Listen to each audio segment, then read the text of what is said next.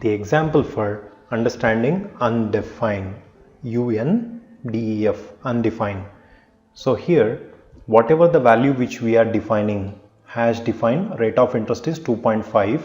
Whatever I am defining as part of this particular code, so I am trying to print the value before it is changing, and undefined is nothing but undefined of rate of interest. So we are undefining the value whatever we have assigned for this rate of interest, and we are trying to define it once again with 5.6.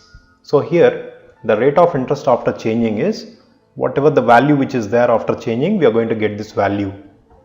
Now let me execute this code and check whether it is changing and giving me the change result or not.